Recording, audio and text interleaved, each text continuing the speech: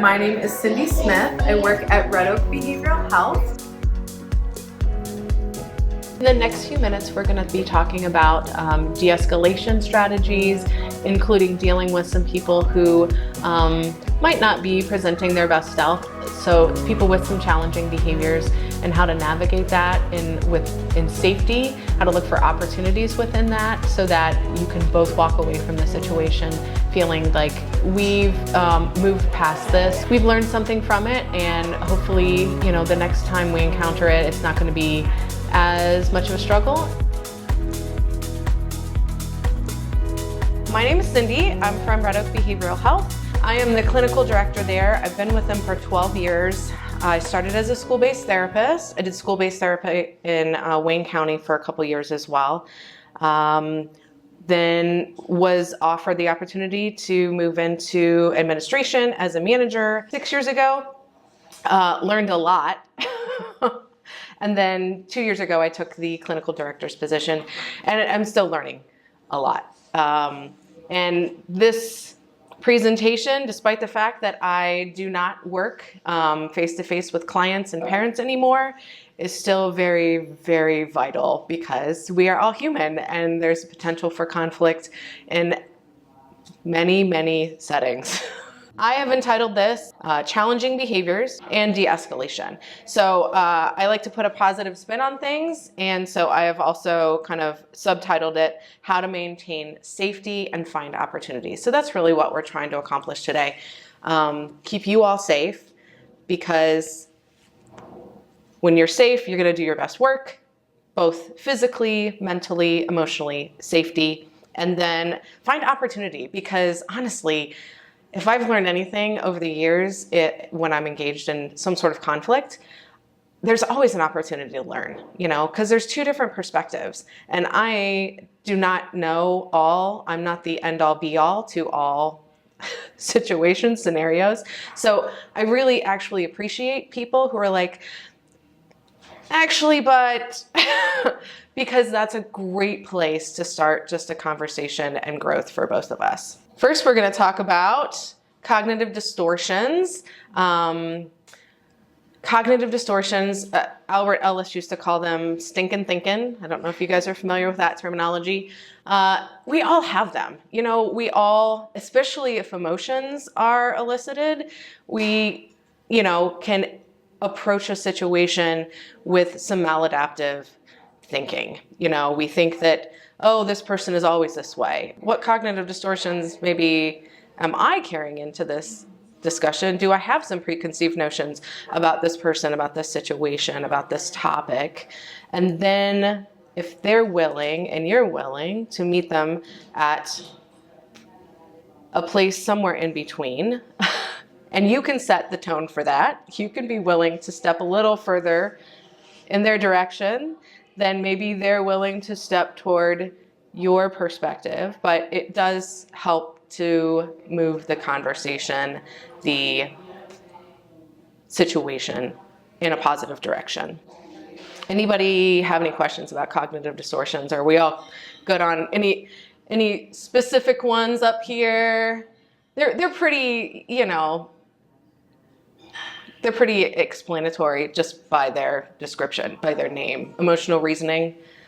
Who in here maybe sometimes doesn't use their thinking as much as their feeling? I know that I've eaten chocolate on some nights because I'm like, I know this is not good for me, but this is what I need right now. It's just what I need. I don't need dinner. I just need chocolate.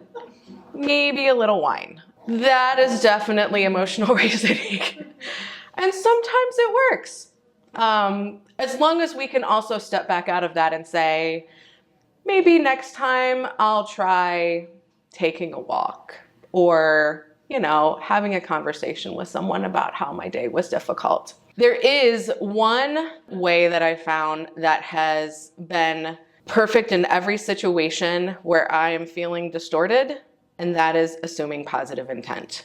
It's actually one of our core values at Red Oak, because we recognize that it's so important to find at least something that we feel the other person is bringing to the table, assuming that they're bringing that positivity with them. So if someone is, let's say we're in a meeting with someone and I present an idea and they say, I think that you're headed in the right direction, but I don't think you're quite there yet.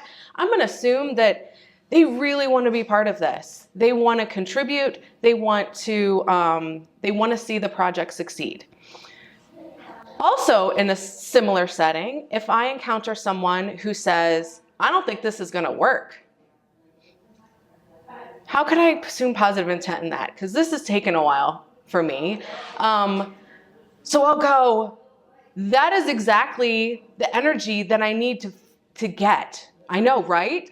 It was surprising to me too. That's exactly, because I am so excited and I see things so one-sided. I need somebody who's going to be able to point out blind spots. So you just volunteered. Great job. We're going to schedule a meeting and you're going to tell me everything. You're going to pick apart everything that you think won't work in this situation. Because it sounds like if you feel, strongly enough to bring it up in the meeting, you've got some ideas. So let's sit down and let's figure out how to work together and get something that's even better than what I'm starting with. Because again, assuming a positive intent can keep the energy flowing. If that person has said, I don't think it's going to work, and I'm like, this person always tries to poo-poo on my ideas. What in the heck? I'm just going to step outside of this and I'm going to surround myself with the people in this meeting who definitely think that I am awesome. And we're going to keep developing this plan. We're going to miss opportunities in that. We're going to miss, personal growth. We're going to miss social opportunities to grow. So yes, even the people in our lives who can be difficult at times, we'll say difficult, yes. The flip side of that is Yes. always, like if we're rolling out new process at a previous employer, I would always include the people who I knew would be negative. Yeah. And would fight the process because typically Absolutely. at the end, you got buy-in. That is an excellent point. They were part of the process. So you're buying into it, right? Because Yeah. you're part of the process, you're creating it. Right. So the people who were most vocal, I was like, yep, you're on the committee, welcome. Absolutely. Yes. You have just volunteered. Yes. You were Yeah. told. That's a perfect, because if you don't include them, what do those people start doing? And you're digging a hole underneath yourself you're eventually going to collapse into. That's perfect insight. Thank you very much for that. So we're going to dig a little deeper. What are some different strategies we can take when thinking errors, cognitive distortions, stinking thinking, influence the behavior of others around you? So I like to first, because it is jarring sometimes. Sometimes it's not. Sometimes you're expecting it and you're like just kind of waiting. There it is. But sometimes it is jarring. Sometimes you're so excited and you've been so focused and you haven't seen the potential for conflict or opposing ideas. And when you're face to face with them, you're like, oh, okay. Yeah. So hopefully the person is feeling very vociferous and continues talking about their opposing ideas. And I use that time to just breathe, get some extra oxygen into my blood flow, and obviously listen to them while they're, explaining their perspective. Listen for clues to the core issue. So sometimes we get a lot of symptomology that is communicated to us, like I'm irritated about this, or this is something that's gonna, really make this job a lot harder, or this is something that has been tried before and it never worked. But if you're tuning into that person, sometimes you can pick up core issues like fear or anxiety, maybe disappointment. If they've tried things so many times and nothing's worked, maybe they're just tired. They're just sick and tired of things changing, because change means they have to learn something new. And the last thing that they changed didn't go the way that everybody said it was going to go. It wasn't a miracle cure.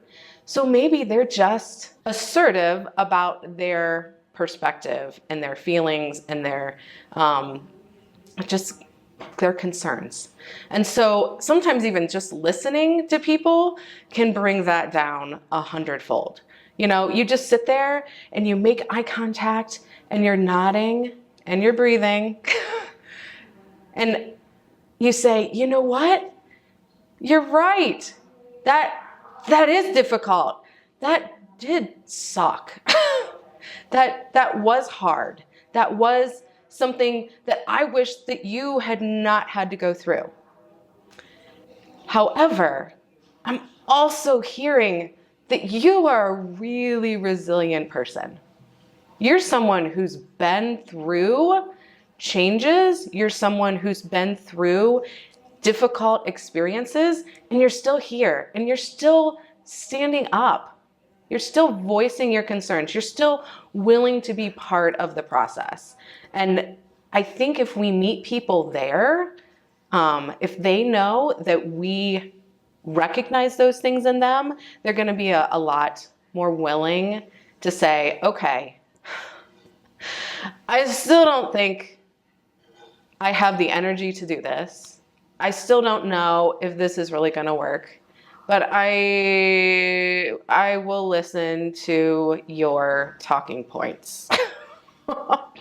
And maybe listening the first time isn't, going to be the miracle cure. Maybe you have to set up time later. Maybe you have to make a plan. Maybe you have to say, okay, what can we do in this situation that will provide immediate relief? Because you have brought these concerns to me, and I recognize that this is a problem area that we need to address immediately. We can't wait another day. So let's talk about the core issue and how can we make you feel better right now? Because I don't want you to enter this building or this space again with all of this with you, because I think we need to make a change now. And you can be part of the process so that you know that, or at least believe that there could be a possibility that this could improve. There's also times when you just have to say no. So if someone is saying, this isn't going to work, this is never going to work, nothing you've ever done before is going to work. So we're just going to do it, keep doing it the way that we have been doing it, even though it's not working, because I don't want to put the effort into changing. I appreciate your thoughts, your insights, but that's not an option. It's not an option right now. There are enough people who have expressed we need to do things differently, or I have encountered enough people who, when they have made this step, it's actually brought a sense of relief, a sense of accomplishment. So no, we're not going to stay the same. And if they bring something to the table like, well, if we were just available, 24/7, I could have people to process through things with when they actually happen. And you're actually a good person for me to do that with. No, I can't be available 24/7, because I promise you I would not be a good person to process things with if I were available 24/7. It's just, this is me helping you. So there are some times where we need to go back to our boundaries, And we'll talk about boundaries a lot today. I do want to pause and just, you guys are listening so intently. I'm so thankful. Makes me feel like I'm actually saying things. Love it. So again, if you have any questions, if you have any disagreements, I can handle disagreements. So responding to aggression is my next slide. So I talked about in the previous slide how to deal with, the cognitive distortions that you encounter just in and out of your daily experience. There are times when people are not assertive. They kind of cross that line into aggression, and it's hard to differentiate sometimes because one person's assertiveness can be someone else's aggression. I am a very calm, low-key. So sometimes when people approach me with just a lot of energy and, fire kind of in their belly, I'm like, okay. But if they're not, name calling, swearing, well, even sometimes people, use language in a certain context that kind of they see as like emphasizing their point of view. So as long as they're not trying to create an unsafe environment for you, I tend to call that more assertiveness rather than aggression, even though it may take me personally, I know, a minute to go, okay. Or I may say to them, that's a lot of energy. Just going to be transparent here. That's not usually the level that I operate on. So if maybe we can sit and talk, that would be great. Or maybe we can schedule time. Maybe you can send me an email so I have, some things to think through before we meet, so I can come prepared appropriately to meet you at your level. But there are times when it's aggression, when their intent is to create an unsafe environment, to intimidate. So if that's the case, I like to just call it out. I can see that you're angry. I can see that you're frustrated. I can see that you're fill in the blank. As evidenced by yelling, cursing at me, name calling, tipping over chairs, whatnot. And hopefully you don't encounter those too much in your regular experience. Mostly oh, yes, okay. Well.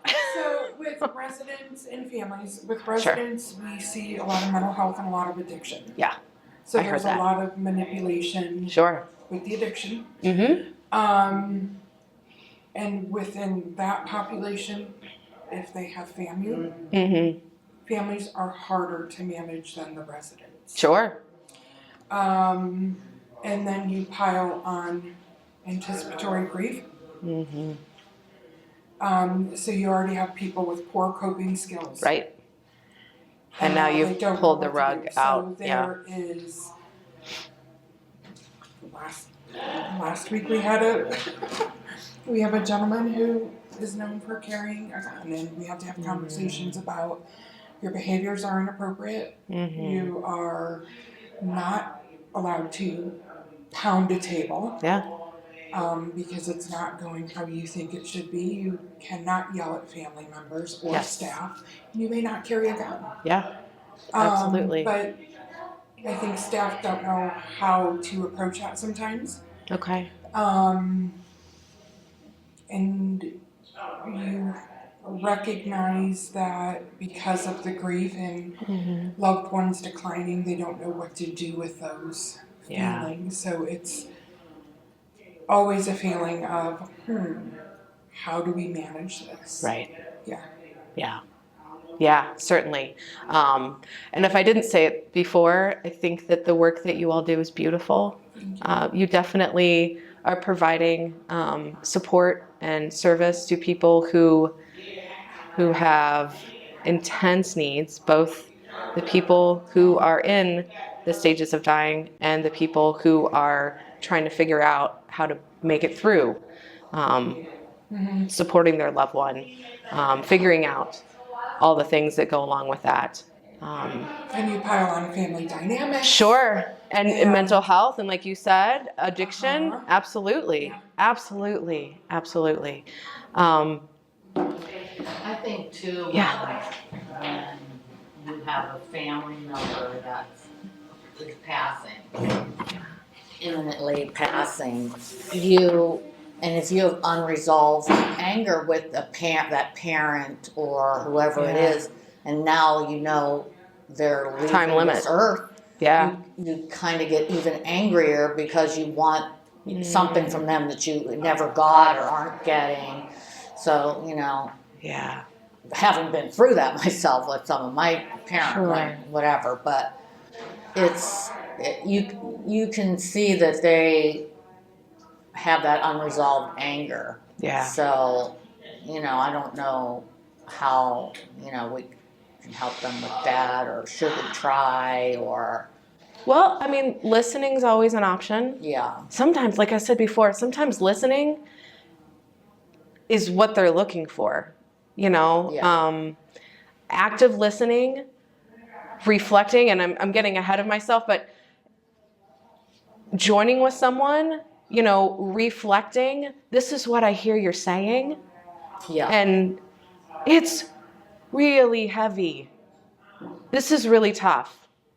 You are completely, it's completely understandable that you feel this way. They're allowed to feel that way. Yeah. You're completely allowed to feel that. Absolutely. Yeah. Completely allowed to feel that way.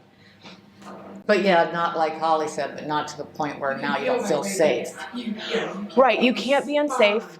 Well, it's not good for them either. Right. That's not healthy for them to stay in that. No. That's To what I mean. continue I think they're carrying looking for that. resolution, but Yeah. it's coming out in all the wrong ways because they know Right. their time is like running out. Right. And they're emotion fueled and they're Yeah. just grasping at straws. Right. Absolutely. So yeah, sometimes there's this beautiful picture I have, not on this slideshow, but it's the counseling relationship. So there's someone in a chair here, and there's someone in a chair here, and in the thought bubble of the person who's receiving the counseling, it's all these jumbled strings, right?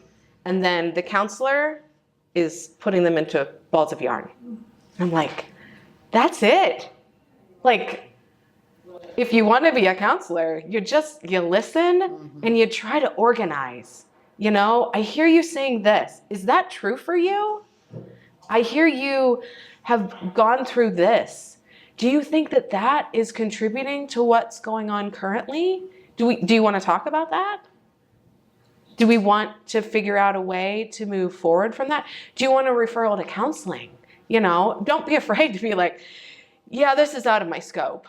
I can listen, I can encourage, I can, even offer some insight from time to time. But, if you need someone who is specifically, their job is to sit down with you on a weekly basis or bi-weekly basis and just organize the chaos, who you can get angry with, who you can cry with, who you can fill in the blank with, let's do that. Let's get you that support. Let's identify that person for you. And it doesn't have to be a counselor. We have pastors that do that for people. And that's a free service, as far as I know. I mean, they'll pass the offering plate on Sunday morning, but yeah, there's no obligation. So there are people that are available to fill that role if you don't feel comfortable with it. If you do, or feel comfortable with some aspects of that role, I say go for it. You're a human being that cares, obviously, or you wouldn't be here. So that's, sometimes you guys are going to be the ones that see it, and the counselors are not, or the pastors are not.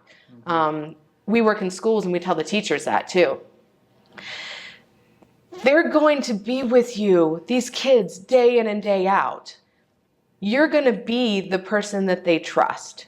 So it may never be communicated to anyone else in their life.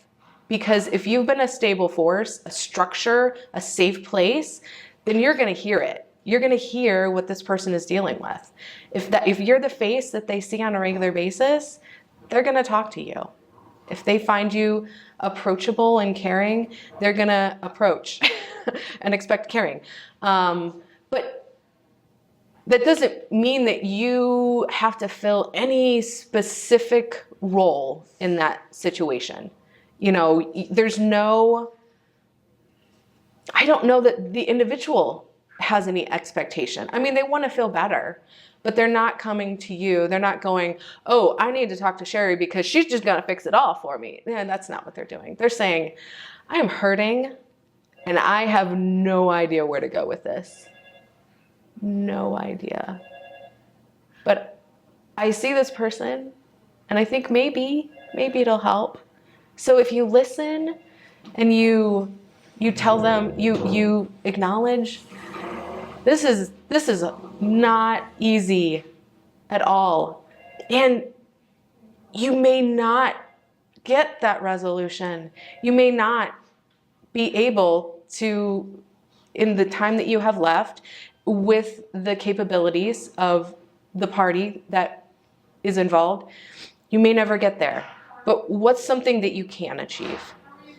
You know, are you going to feel better after this is all done if you've showed up every single day, if you've held their hand, if you've, you know, asked them if they needed something to drink, or, you know, listened to a story that they remember from their childhood? That can fill some of those holes in there that they don't think will be filled, except from this way, specifically this way. So I don't know if that's what you were looking for, but No, I was just, yeah. you know, mostly just referring to family that, Yeah. you know, when typically if somebody you love or close family member is dying, you don't come in with all that bad energy unless you're Yeah. angry at them for something and it's Sure. unresolved and you know your window's closing. Yeah. So, you know, you see that. Yeah. And then anybody in the way could be a target. Exactly. So, Yeah. but, you know, right, they're going to Yeah. try to project that Mhm. out wherever. Mm-hmm. And then, you know, there was a guy here that right up, when I first met him and I went in on a companion visit, he right off the bat wanted to know, have I ever known any trauma? Like, how can I relate? Mm-hmm. You know, and what, you know, has anything? And so, you know, I was very candid with him, Mhm. and that kind of like de-escalated him. Mm-hmm. Good. So I just found something, and now we have this common ground. He Absolutely. understands I'm just not coming in here, so I can go out and tell people, oh, I did. Right. You know what I mean? See my shiny gold star? And a lot of people Right. are like that, and some of these Yeah, people yeah. smell bullshit a mile away. Absolutely. And Absolutely. they want to know, or, you know, so, yeah. They want to know that you're real. Yeah. Yeah. And sometime it can. Yeah. Sharing a brief, you know, that's you don't what want to I take over and be like, oh, well, guess what I had to do? No. But sharing, like, you know, somebody who's been through a car accident, like, oh my gosh, that's such a scary situation. I remember going through one myself. Common ground, Please you know. tell me how you're doing. Yeah. Yeah. Meeting with them, exactly where they're at. Yeah. Yes. So- And that can encourage, absolutely. It's okay to say, no, I mean, I haven't had that experience, because they're also, like you said, gonna smell it if you're not being truthful with them. You can't make stuff up. That's definitely going to undermine whatever you try to accomplish with them. Yeah. But if someone is coming to me with something that they're experiencing and I have absolutely no frame of reference for that, I'll say, you know what? I'm going to learn something from you here today, because I don't know what that's like. I can bring, you know, my training, I can bring experiences, successful experiences with other people that I've had, but me personally, no. So we're going to really have to work as a team to achieve the end that, you know, we both want to achieve for you. And I think that can be just as powerful. I've encountered that a couple times, not necessarily because of trauma, but because of different things. And I know we have people in our agency, you know, where parents will go, well, you don't have any kids, so how would you know? And they're like, you're right, I don't know. I don't know at all what you're going through, which is why I'm going to have to rely on you to help me understand. And then we're going to meet together, and I will provide whatever insight, you know, that I have in my handbag, to help you, you know, maybe do things in a way that will bring you some relief, you know. I think sometimes people work very, very hard at things that don't help them. So they're putting all this effort into this thing or this endeavor. And they're like, why am I not happy? Why am I not feeling relief? Why is nothing changing? And so sometimes you just have to meet with them and say, you know what? I don't think this is working, you know? And I don't want to see you spinning your wheels anymore. I want to see you feeling like you're moving forward, experiencing progress, because it's really hard to stay in the same place for a lengthy period of time, especially if you're putting a lot of effort and energy into it, and not get discouraged and not go, well, guess that's not ever going to work. I'm never going to feel better. I'm never going to, you know, experience success, fill in the blank. I'm never. And yeah, that's a really, really hard, sensitive, opportune place to find someone. Oh, I like this quote at the bottom. Don't look back. You're not going there. I think this helps a lot. We all make mistakes. I walk away from conversations and I'm like, oh, should have said this, should not have said that. But I think, you know, you keep moving forward. You know, if apologies need to be made, then you make apologies, but you don't kick yourself, especially if you're down. Just learn from it. Failure is the best teacher, and I've done it a lot, so I feel like I've learned a lot. But yeah, don't keep thinking, oh, if I thought, do it next time. So not every time you have that conversation with someone, you're going to walk away going, yeah, I think we really got somewhere. Sometimes you're like, why did I have no idea why we went that direction. And it didn't seem to work very well. But just gives you fodder for growth. Talking more about, we've kind of covered most of this. When thinking errors, influence the behavior of others, stay calm. That would be my best. Find whatever fortitude you have in you to just set the tone of the conversation. Because the moment that other individual observes that you're becoming escalated, oh, they have control. They've got all the control. They're like, oh, write that down as a button to push in the future. So even if they hit that one area that you're like, ugh, that is something I've been working on. I know it's a problem. Oh my gosh, this is not going to go well. Just go, I know what you're trying to do. I get it. I see you. And recognize they have an agenda, but it may not be the agenda that's best for them. And so us remaining calm, and however you need to do that. I have people in my life that are accountability partners. So whenever I make a mistake, whenever I regret something that I've done, I'll go to them and I'll say, okay, you need to lay this out for me. Where did I go wrong? What can I do better? Just be brutally honest. One of them is you've met her, our VP, Ann Robson.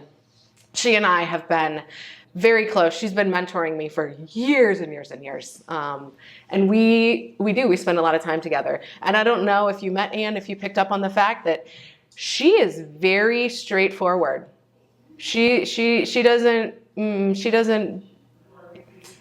try to, well, maybe in a counseling session, but our relationship is different.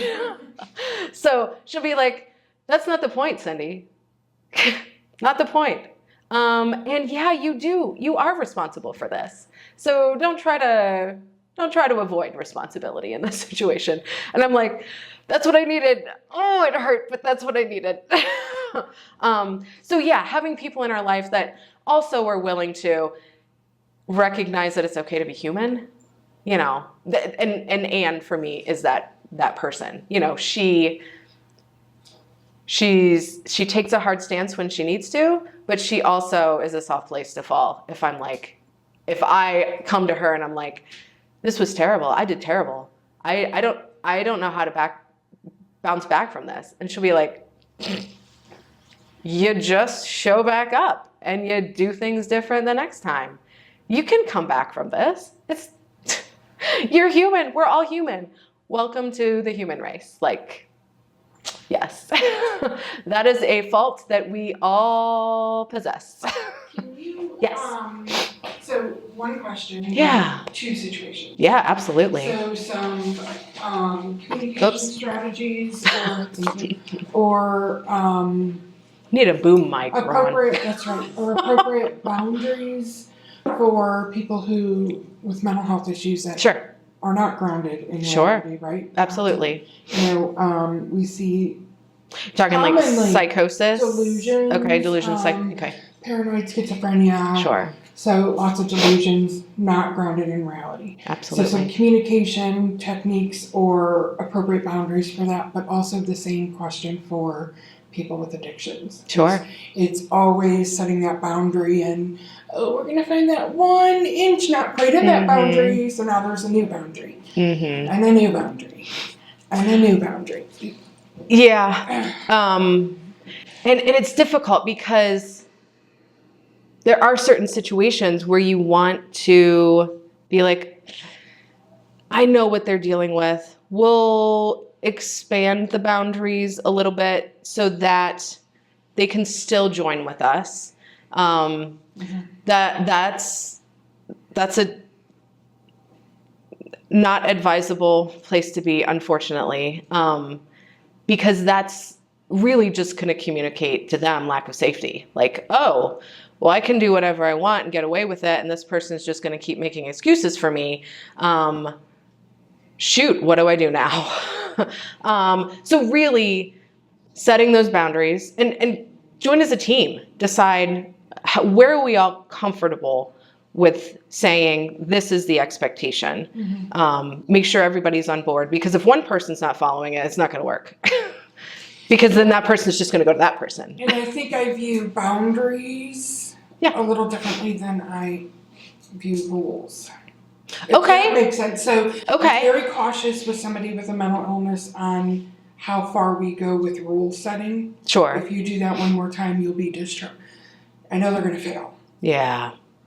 So cautious, but to the extent of, okay, now if it's a safety issue, then Sure. follow the rule and you'll be gone. Yeah. But so I think that's where we struggle to find some of the behaviors, managing some of the behaviors and how to de-escalate situations. Right. I see staff get into power struggles. Oh, yeah. How do we successfully de-escalate these situations with setting appropriate boundaries and appropriate rules? Yeah. That we're not going to set a rule, we know you're going to fail, and then we have no choice but to. Because if you don't follow the rule, then you also, you're, we learn quickly, like, oh, we shouldn't have set that rule. Sure, sure. So great questions, quite a few of them. Let me see if I can walk it back. Yeah. So with people who have severe mental illness or addiction, rules can't be broken. Like if we do say that this is the line and you cross it, unfortunately there is a consequence. And that is for the safety of you all. That's for the safety of them too. Like, they have to know where that line is. You can get close to it and then back off. Right. Boundaries, power struggles. That's where we need help.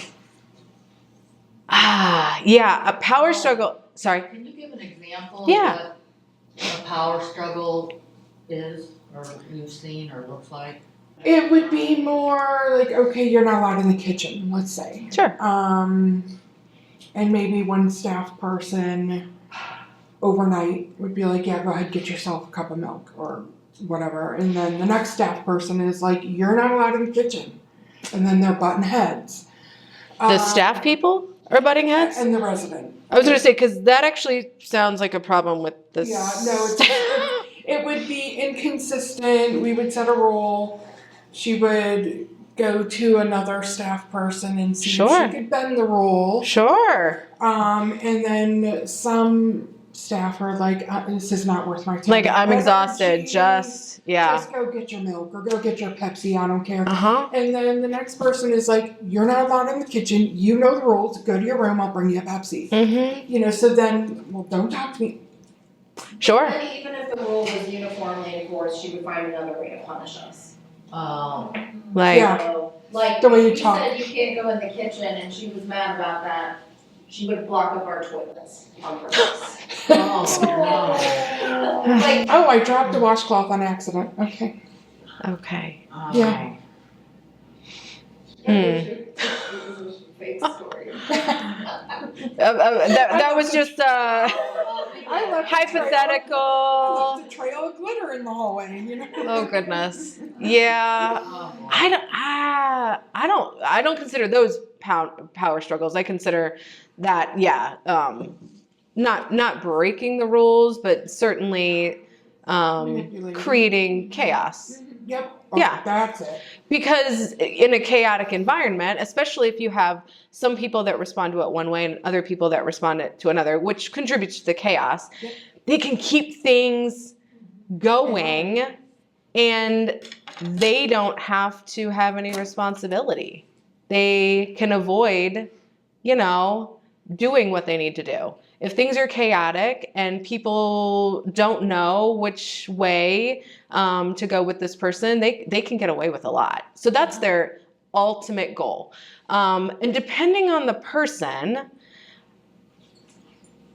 there are different strategies that might encourage buy-in.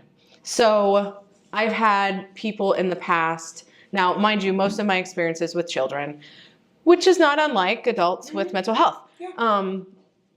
I've had kids in the past, push limits. So I'm like, let's pull this kid in and have them set the rules and enforce the rules. Let's make them a part of the process. Let's have them be an encouragement to others, and then we'll reward them for doing that.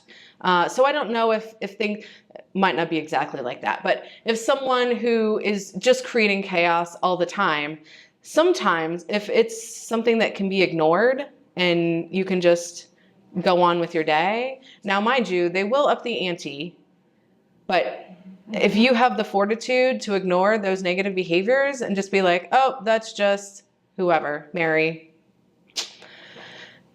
Give them that look. Nonverbals are great with people like this. Like, I see you. Okay. Silence also works very well. Silence is such a powerful tool. Oh my goodness. I even feel uncomfortable with silence sometimes. Depending on the setting, I'm like, I feel like, should I raise my hand? Should I volunteer? When someone's like, I don't have time for this, but oh my gosh, I can't sit here silently. What can I offer? But yes, it's silence or just find a way, if this helps you, and not in a mean-spirited way, but find a way to have fun not giving them what they want. Like, if you can in your head recite some sort of a mantra, while you're being silent, because that helps, not just complete and utter silence, but for your own, your own survival, just keep repeating something in your head that could be a song, a song that kind of makes you smirk about the behavior that's being exhibited. If you can find a way to keep your cool in those situations and not give the person what they want, eventually they're gonna burn out. They're gonna go, I'm tired of doing this thing the way. Now, if you're talking about psychosis, we're not talking about, so those are in situations where people are making a willful choice, right? Clogging a toilet, glitter on the floor, that is a willful choice. Psychosis is not a willful choice. They don't want it either. Even if it looks like they're having fun with it, they don't want it. They don't want to not be able to interact with people socially. They feel left out. They feel, they're never invited to anything. That's been probably their experience in multiple settings. So if you are dealing with someone who has, severe mental health, you just find a way to help them meet whatever need they are trying to meet in an appropriate way that doesn't upset the entire apple cart, would be my response to that. But also, going back to the 2 staff members with the different approaches, that can't happen. Yeah. It can't happen. Yeah. That's always a struggle. Yeah. If you need a fortified team. Yeah. So if we're not here, Yeah. we send the message, but yeah. And I understand our caregivers may not always have the tools sure. or the practice, the skills to understand without role playing how to handle that situation. Right. Is that an option though? During training? Do they? We're incorporating a little bit of that. Okay. Let me know if you need any help. I'm a great, crazy patient. I perfected that one. That would be good. We had one resident who... Sorry, crazy is not a good word to use for patients. Sorry. I'm talking about my own, I dig deep. We had one Sometimes resident not so who had one staff member he targeted to really get under her skin. Okay. And boy, one night at work, she just looked at him and said, "Go sit the F down." Yeah. Get out of my face. Right. Get out of here. Yeah. He crossed that threshold. He stepped over the line. I get it. Because Yeah. they're doing the narcotic count and he's there ringing the bell, knowing what they're doing. And she's like, "You're going to wait. We're busy. Go back to your room. I'll be down in a minute." They close that door to finish and he's... On one hand, I understand that you can't say that. Yeah. So these are the residents that we're dealing with, and we often struggle with appropriate mental health support. Sure. Because they're their own guardians. Sure. So if they choose not to they don't have to. Pills or their meds, then... Yeah. The other thing is, some of the residents are so challenging, no one else will take them. They're homeless. I am not being hyperbolic when I say that they have no one else. There is no facility or institution that will accept them. And so we feel powerless sometimes because the ultimate, boundary setting would be you do that again, you're out. But we know but they if don't we have do anywhere to that, go. Yeah. we are literally turning them out to die on the street. And so we sort of feel an obligation that unless it becomes a safety issue that is not negotiable for us, we are obligated to figure out how to hold them here.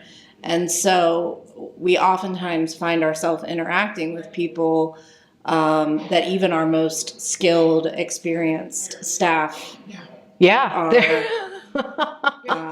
really they're struggling. challenged. Yeah. And listen, not all people are nice.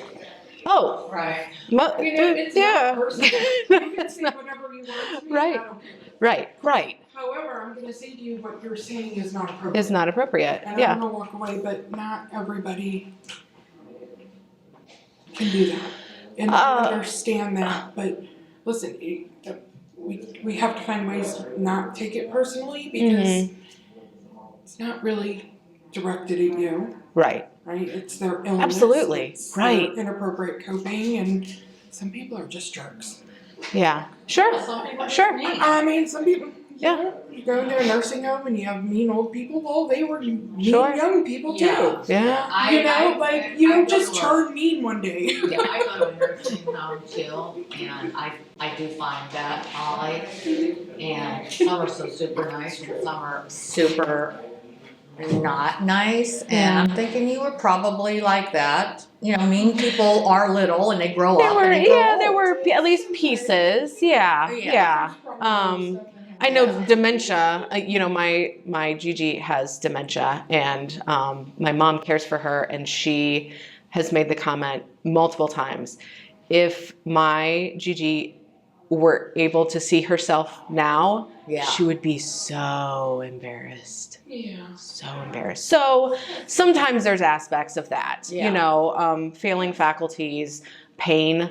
Pain can be, I am a very nice person unless I am significantly uncomfortable. Like if I'm dealing with some kind of like a headache or just leave me alone. You find some other time to encroach in my space. But I would say with individuals like that, who you're like, they have no other place to go. I would double down on like, what is the staff response? And it's going to be very specific. Like it could be the same phrase that every single person who encounters this person uses. You know, if it's bedtime, you need to go back to your room. You need to go back to your room.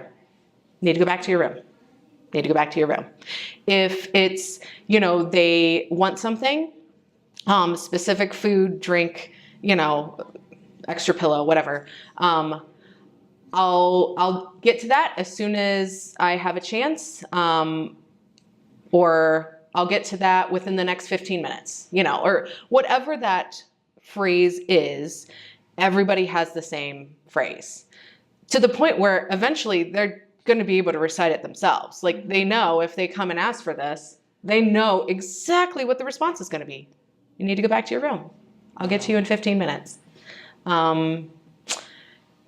The smaller margin you give for someone to work around whatever expectation you have for them, the sooner they're going to give up trying to manipulate, because they'll realize it's just wasting their energy.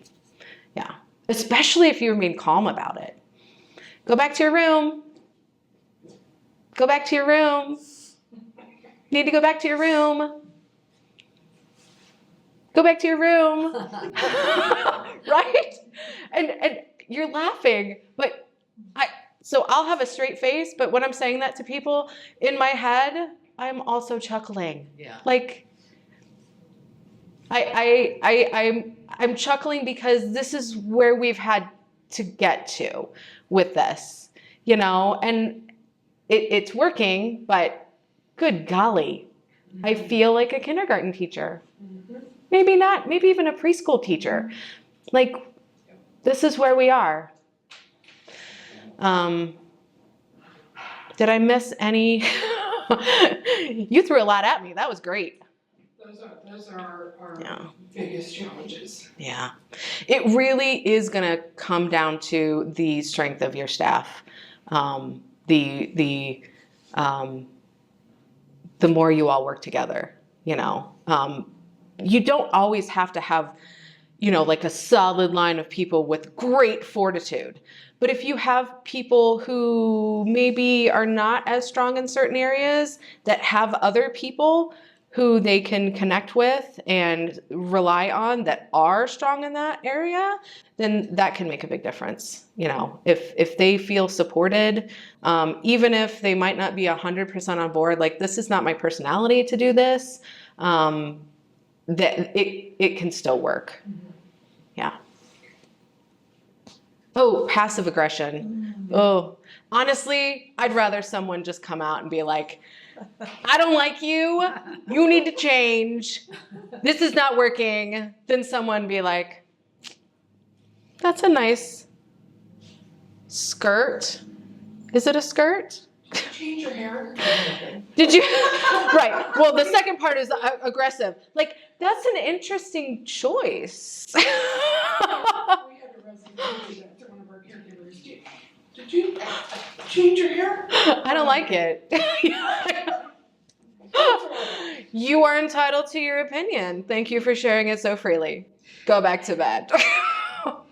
Yeah. Yeah, passive aggressive people. They're probably, they're kind of my pet peeve. I'm trying to think of the word. They're my pet peeve. Like, if you have something to say to me, don't take, 2 paragraphs to do it. Just tell me what you want.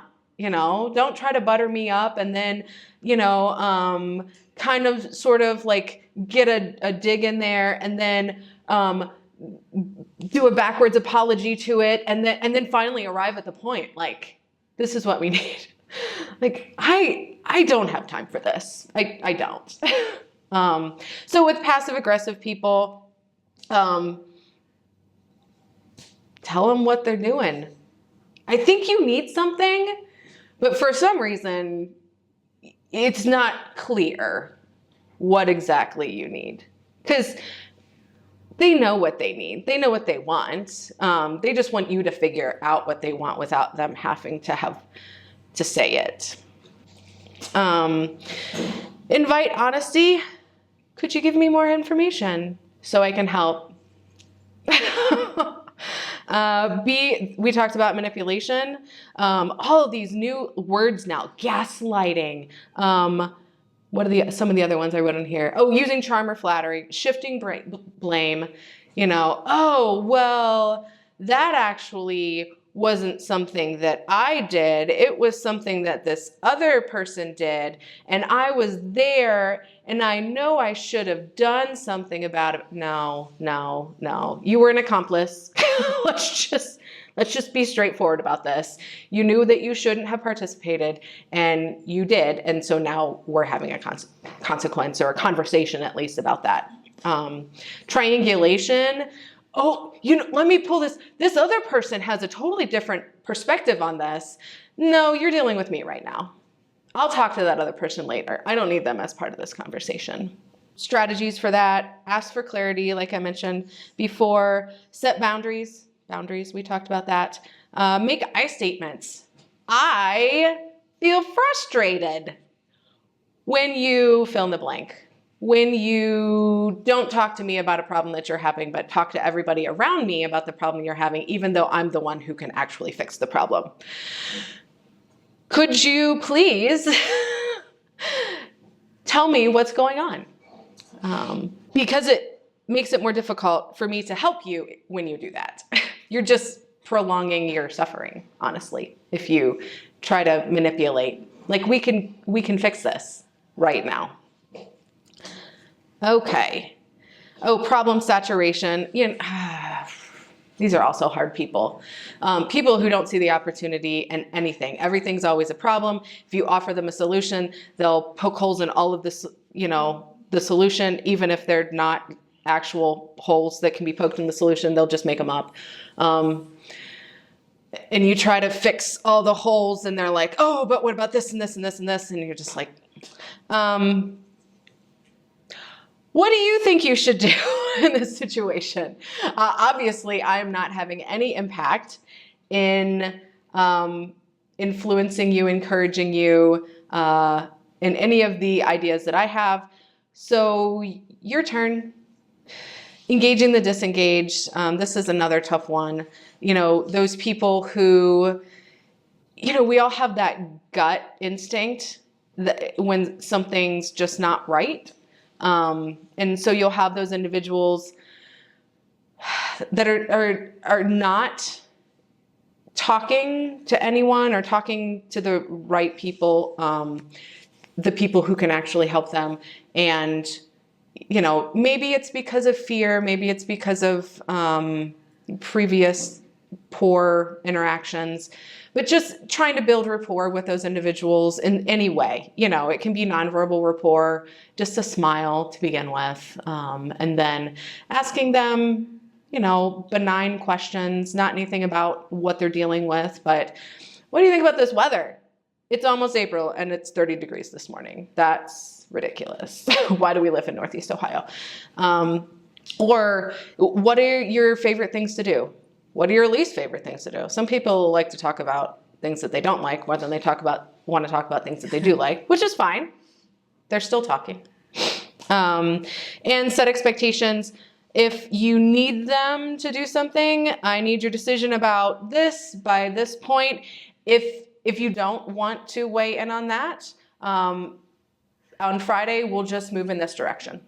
And then they know all of the boundaries that you have set in place, and they can join if they want. And if they choose not to, that's fine too. Active listening, empathy goes a long way. Empathy is not sympathy. Oh, I feel so bad for you.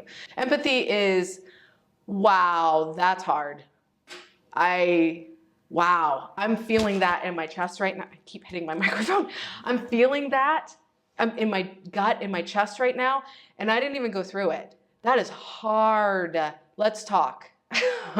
Let me listen. You know, I feel like you just need to dump. Let's do that. I've got some time now. Let's do that. Communicating safety via assertiveness. You know, if someone is getting escalated, and we'll get into de-escalation. If you're clear with people, you've done your job. If they're trying to become unsafe, and you've said, this is what I expect of you, and if it doesn't happen, this is the next stage in this situation. And so if they cross that boundary, that's a choice. And so then you go to the next stage. And we talked a little bit about people who don't have a next stage. That's something that has to be agreed upon, but yeah. So the plan I mentioned before, everybody needs to be clear on the plan. Everybody needs to, if it helps to write it down, like, and keep it behind the desk, like, if, then, these are the responses, then, you know, just make sure that everybody is aware. I said boundary setting 101. Honestly, I think boundary setting is not something that we learn.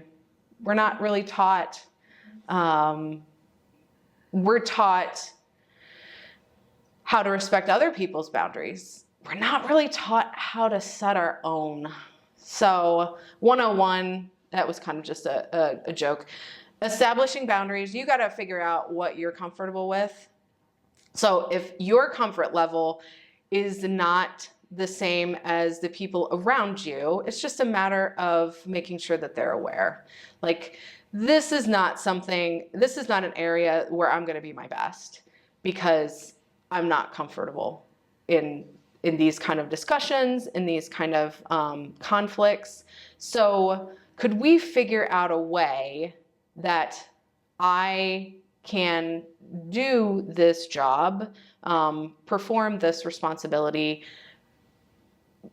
and feel good about it and feel confident about it? Because when you feel confident and comfortable, you're going to do your best work.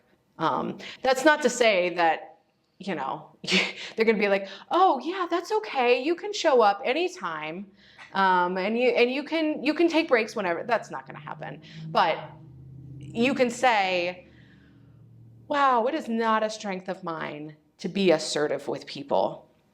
Give me some specific things that I can say to people, and then if the conversation gets kind of chaotic, tell me what I do next. Who do I go to? What do I say then? Can I ask for a timeout? Can I say to the person, hey, you know what? I'm gonna go do this and I'll be back. So I'll give you a minute to chill, get comfortable, and I'll return with your answer. And yeah. And then you come back after you've talked to someone. Okay, so this is the way things are going to go. And I talked to so-and-so about it, and they're on board too. And there's your answer. But no, I talked to so-and-so. It's done. Communicating boundaries. Yeah, be very clear when you're communicating boundaries, especially, if you're dealing with someone with some mental health issues. And I tend to get real with people. If you're not comfortable with that, don't. Just say, these are my boundaries. But I'll say, you know what? I'm just not great in this area. So I'm not going to do it. I'm just not going to do it. So we can do this, but you're not going to get the best out of me if you're like hard pressed wanting this. It's just being honest. You're probably going to be doing it mostly alone because I'm not going to know what to contribute. Having good boundaries with time. We say at our agency, I know, no more than 1 hour per day spent on personal items. Like, we work 9 to 5. If you need to make a doctor's appointment and the doctor puts you on hold for 20 minutes, that's okay. Like, just get done what you need done. But also, don't work more than an hour outside of your work schedule either. Don't have, flexibility in one space, but then completely bypass it. If you're sending multiple emails at 11 o'clock at night, you're not having good boundaries. And I know a couple of my staff members who like to schedule their emails. And I talk to them about that too. If you scheduled your email at 11 o'clock last night to be sent out at 8:27 this morning, we're going to have a conversation about that too. Yeah. And well-being. It's good to eat food that makes you feel good. Eat food that's fun and enjoyable too, but a bottle of wine a night is probably not your best go-to. No, I'm joking. I hope. But yeah, it's good to celebrate around things. It's good to take vacations and just chill for a week. Sit on the couch and read a book for a week. That's great. But that's going to fill one need. It's not going to fill all of the needs. So then you got to get back up and do the things that are going to fill those other needs. Oh, this is one of my favorite topics. Emotional intelligence. Emotional intelligence, EQ. So we can develop our emotional intelligence. Some people they're just born with it. I love meeting people that I'm just like, you're so young. How are you the way that you are? I need to meet your parents. They did an awesome job. Oh my gosh. I have had to fight really hard to get where I am. Not that my parents were great too, but sometimes you don't get those opportunities. And that's usually what it comes down to. They're like, yeah, well, I had leukemia when I was 9. And I'm like, okay. I can't transfer that knowledge into anything. I can't generalize that to any other situation. So, most people who have emotional intelligence, you encounter them, that they've gone through stuff. And it doesn't have to be big stuff. It doesn't have to be leukemia at 9. It can just be, I was not a great student. And I had to figure out ways, to excel in other areas. Or, my parents divorced when I was really young. And I played back up to my mom for many, many years because she was a single parent. She can't do it all herself. So I helped with the siblings. And, sometimes when my parents weren't communicating, I kind of played the go-between. So emotional intelligence, we'll talk about the pursuit of emotional intelligence. I think that it's a lifelong pursuit because, again, we're human. We're always going to find areas where, oh, that's fun. Now I know a new place that I need to work on things. Thank you for bringing that to my attention. So self-regulation, we talked about this a little bit, deep breathing really does work. It's something that people recommend frequently, but it does work. Like, there's scientific proof that it works. If you put more oxygen into your blood, you're going to feel calmer. End of story. Self-regulation. So I talk about mindfulness in this slide. Mindfulness is paying attention to the what without judgment and not trying to dig in deep to the why or the how. So if you are taking a walk and a thought comes into your mind, you honor that thought and you move on. You let it go. Like, this is my mindful time. I love gratitude mindfulness, just sitting and thinking about all the things that are going well. You know, I woke up today, check. I have this friend that I'm going to see this weekend. This is awesome. I haven't seen them in months, and now we get to hang out together. And then if you find yourself kind of like poking holes in your gratitude, just stop it. Stop it. Like, this is gratitude time. We're just thinking about the positive things. Who cares what machinations had to be, created to get that thing to happen? It happened, and it was great, and it made me feel good, and I'm going to celebrate that. It's a great place. Yeah. And yes. I have a gratitude buddy, so we text each day something we're grateful for. So it makes me just more aware of that. Absolutely. Yeah. I love that. I am going to find a gratitude buddy. That's good. I mean, I do. My husband and I text throughout the day. So mindfulness is definitely something you have to practice. And don't start with an hour.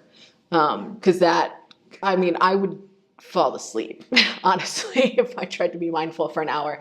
5 minutes, 10 minutes, especially if you can do it like during difficult situations, like you walk out of something that was intense and you're just like, I'm going to take 5 minutes. Maybe it's in the bathroom, hopefully nobody's bothering you in there. Some place where you can be quiet in your car, and just run through what are some great things that happened this week? What are some things that I'm looking forward to happening in the near future? And that can really, how we think influences, I won't go back to the frog, but we can control how we feel. That is a novel thing for so many people. You can control your emotions by the way you think about them. So if you are facing difficult situations and you're looking at it like an opportunity rather than then if it's an opportunity, then you're like motivated by that. Like, yes, I'm going to do this and I'll probably grow from it. So yeah, that positive intent in others, positive thinking in yourself, that it can change everything. I don't do this 100%. So don't feel like you fail if you're like, oh my gosh, I didn't think positively about this. Which is why I turned to Anne. If I'm going down a negative track and I know that I'm not going to be quick about pulling myself out of it, I'll get her on a video call because I want to see her nonverbals. Or I'll walk into her office if we're both in the office at the same time, or I'll call her on the phone. We spend quite a few drives home because we'll be commuting at the same time on the phone, just talking about things, but also this is something that I just need some insight into. And God bless her, she does the same with me. I think she just does it to make me feel better about myself than I sometimes feel about myself, but she does it with me. She's like, I was thinking that I want to talk to you about this. I'm like, okay, Anne, wink, wink. Sure, you need my help. Okay.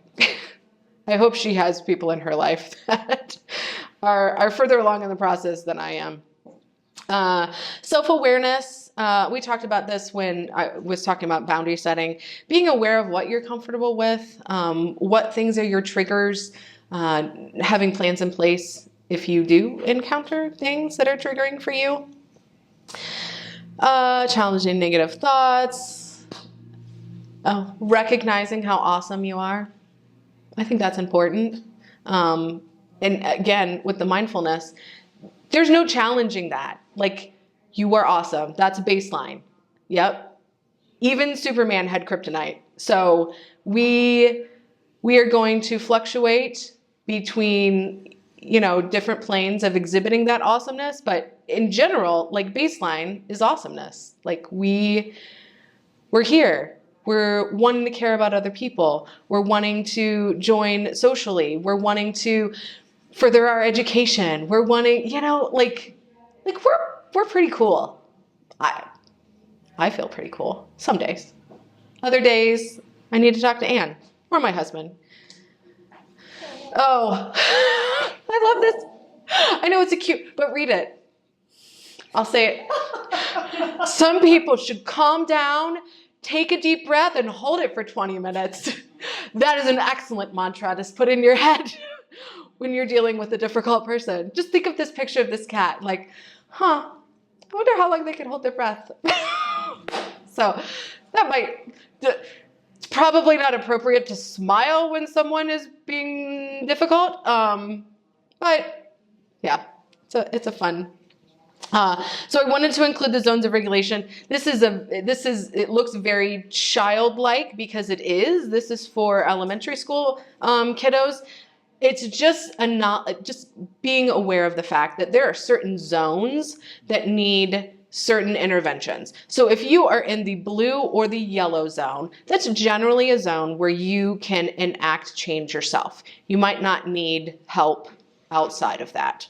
You might not need to call Anne. You might not need to step away or do something drastic. You can be in that situation. I don't know if you guys are familiar with dialectical behavior training, but one of the terms that they use is embrace the suck. Sometimes there's just situations that are not great. So you just go, this sucks. Move on. If you find yourself in the red zone, so blue zone is like the sadness, bored, tired, sick. Yellow zone, worried, frustrated, silly, excited. I think sometimes, when people get too excited, it can pose problems in their social interactions. It can. At least if it's not in the right setting. If you're excited at the amusement park, that's appropriate. Red zone. Overjoyed or elated. Think kind of manic behaviors, like making choices that don't really have a lot of thought put into them. Panicked, angry, terrified. Oh my gosh, that word evokes a visceral reaction. Think of terrified. I have never encountered terrified. I am very grateful to say that. You've seen it on TV. The actors do great terrified, acting. But if you're in that zone, if you're experiencing panic, if you're like fight, freeze, flight, get out of there. Get to somebody safe. Have a signal that you can throw up, that like a bat signal, a Cindy signal, like please help. Well, that would be different than the bat signal, but you know what I mean. Like, hey, right now, I need right now some help. And it takes a while sometimes to be comfortable with asking for help in those different zones. You can certainly ask for help in the blue or the yellow zone too. You can, if you want somebody to join with you in the green zone, you're like, I just need somebody to be grateful with. That's perfect too. Yeah, I love that we live in community. We have all these people around us that we can learn. Everybody's had so many different life experiences, and there's so many ways that we can pour into each other and learn from each other. I think that's just a great part of our experience here. So empathy, being gentle with yourself and others. We've talked ad nauseum about empathy, expressing appreciation, reframing negative. You guys will get these slides, I think. Something like that. Social skills.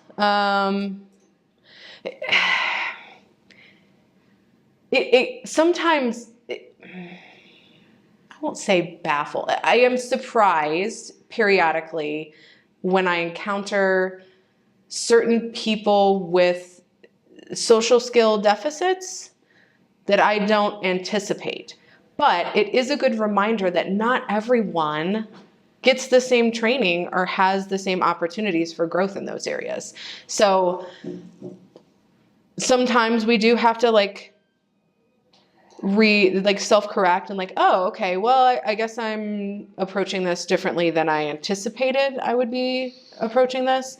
But I think that also demonstrates emotional intelligence. If you can fluctuate between, people with different levels of self-awareness and social reciprocity, then I think you're good.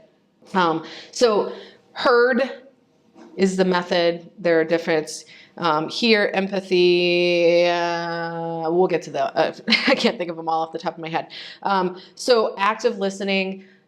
People know if you're not listening. If you're oh, that's great. Yeah, absolutely. And they're like, do you know what I just said?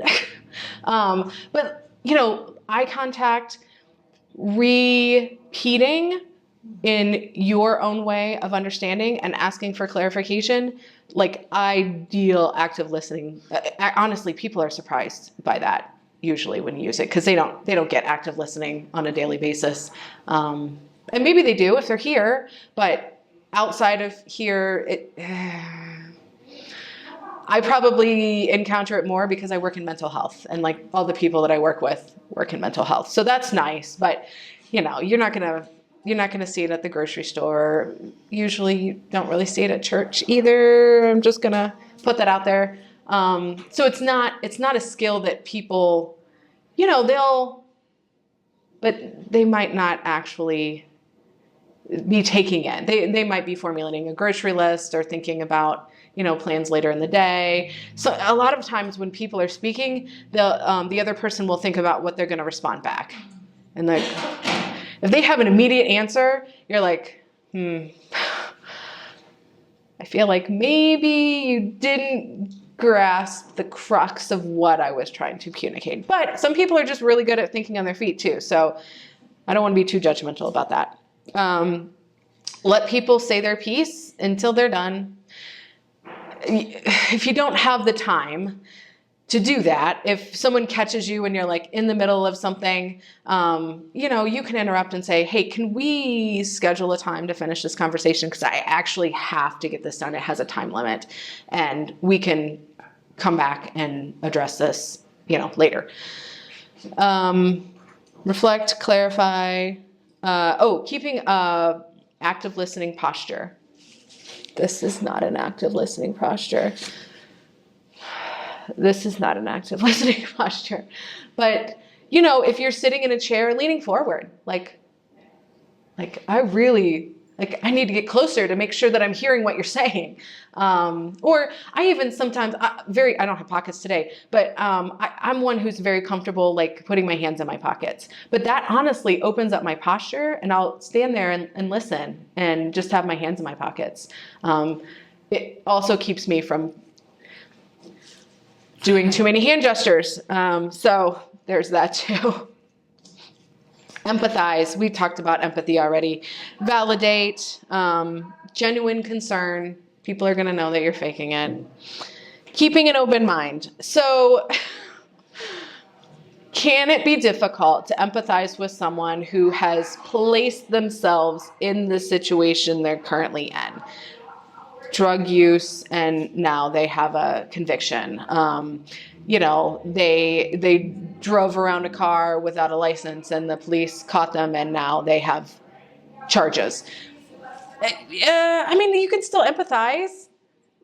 You can still say, yeah, that's a sucky situation.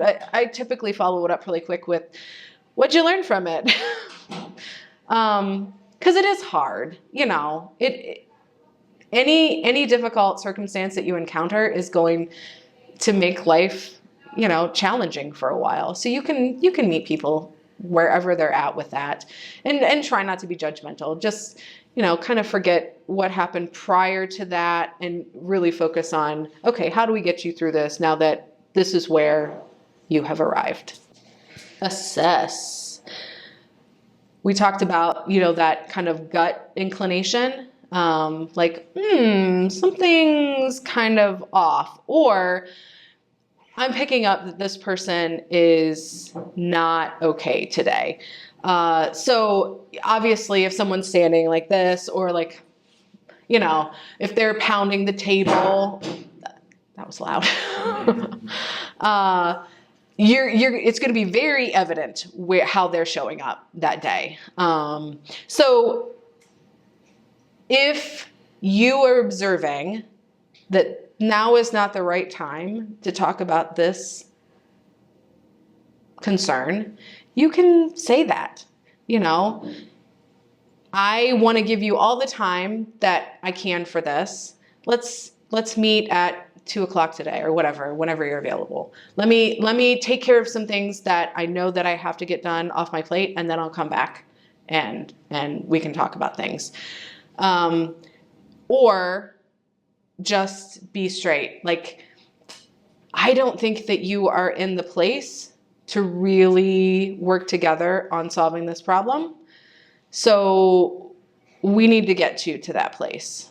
We need to help you calm down. We need to, what is something that helps you to feel relaxed or encouraged, or at least capable of making good decisions for yourself.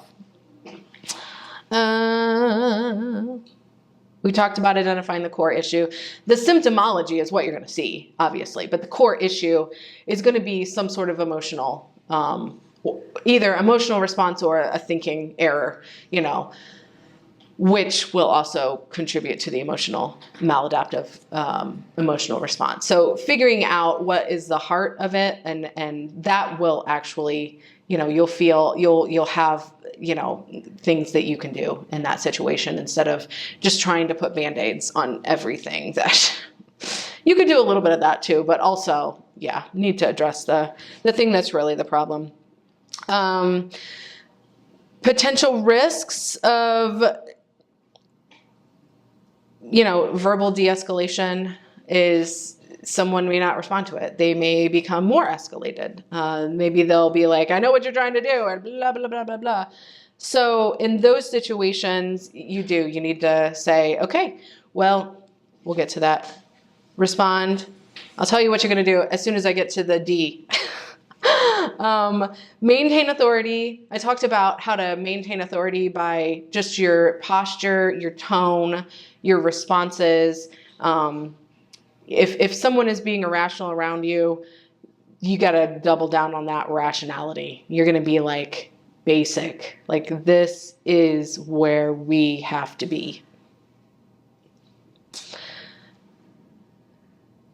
De-escalate. That's what I was alluding to. The D in the herd is the de-escalate. So if you have someone who is throwing chairs, pounding tables,